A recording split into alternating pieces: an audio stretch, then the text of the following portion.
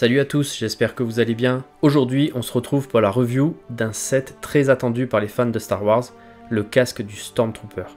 Il s'agit donc du set numéro 75276 qui contient 647 pièces pour un prix de 59,99 €. Alors 60 € pour 647 pièces, ça a l'air pas trop mal.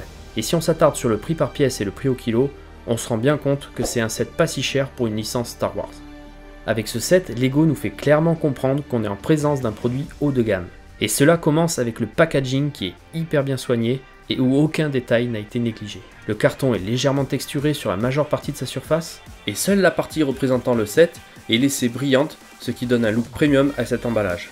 Alors Lego a adopté une nouvelle charte graphique reprenant certains traits des emballages des anciens sets UCS, et c'est visiblement une charte graphique que l'on retrouve sur le set UCS A-Wing qui est sorti le 1er mai. La mention sur la tranche qui spécifie qu'il s'agit d'une collection de casques et le badgeage du set en catégorie 18+, finissent de confirmer qu'il s'agit bien d'une série de produits destinés à un public adulte, de collectionneurs et de fans de la saga de films Star Wars. Et d'ailleurs, cette collection fête les 40 ans du film L'Empire contre-attaque. A l'arrière, on retrouve une vue 3/4 du casque, ainsi que des photos extraites du film. On retrouve également un croquis rappelant les dimensions du produit une fois monté. Bon, par contre, je disais qu'aucun détail n'avait été négligé, mais en fait il y en a un seul qui est passé à la trappe, c'est celui du mode d'ouverture du carton. Sérieusement Lego, des punch tabs, mettre ce type d'ouverture sur des produits aussi haut de gamme, c'est vraiment dommage. À présent, passons à l'ouverture de la boîte. Et ce qui est sûr, c'est que je n'utiliserai pas les punch tabs.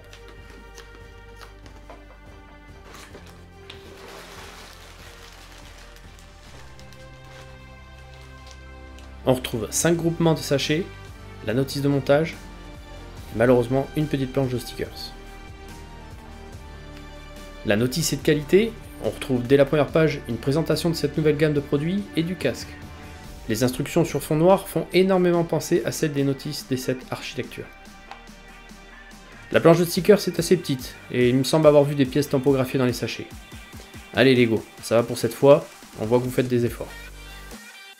Le premier groupement de sachets permet de construire la structure centrale du casque. Beaucoup d'encadrements de fenêtres sont utilisés afin d'éviter au set d'être trop gourmand en pièces. On installe également le seul ensemble de pièces décoratives qui n'est pas monté en SNOT.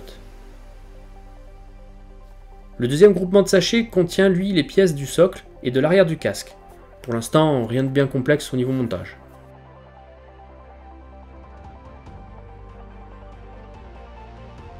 Avec le troisième groupement de sachets, le montage commence à se complexifier. On construit une partie des éléments de l'avant du casque. Il s'agit de tous les éléments qui devront être positionnés avec un angle particulier. Angles qui sont générés à l'aide de plates modifiées de type clip et handle. On positionne ainsi la visière polarisée et une partie du filtre respiratoire. Le sachet 4 quant à lui permet d'assembler la partie gauche du casque. Il y a toujours une certaine difficulté car il y a beaucoup de petites pièces à poser un peu partout. Et il y a également quelques stickers à appliquer. D'ailleurs je vous renvoie à ma vidéo tuto sur la pose des stickers.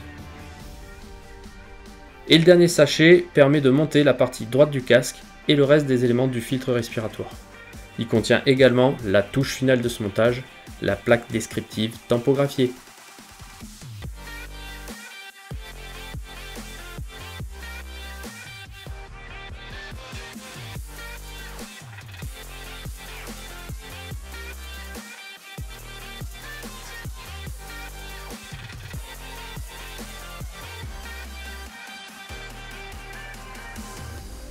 Alors je ne sais pas ce que vous pensez de ce set, mais pour ma part je le trouve très réussi et fidèle au casque de Stormtrooper que l'on a pu découvrir dans la trilogie Star Wars. Son support le met vraiment en valeur et la plaque tampographiée est la petite touche qui fait définitivement de ce casque une pièce de collection.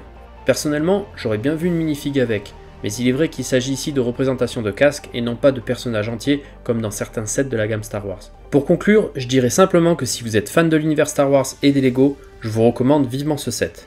Merci d'avoir regardé cette vidéo, j'espère qu'elle vous aura plu.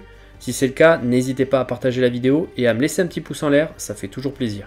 Dites-moi également dans les commentaires ce que vous pensez de ce casque et si vous pensez vous le prendre au May the Force. Et bien sûr, n'oubliez pas de vous abonner à la chaîne si ce n'est pas déjà fait et d'activer les notifications pour ne pas louper mes prochaines vidéos. Sur ce les amis, je vous dis à très bientôt pour une prochaine vidéo et que la force soit avec vous. Si tu aimes mon contenu, je te mets 2 liens à disposition. Va jeter un œil, ça pourrait très bien te plaire.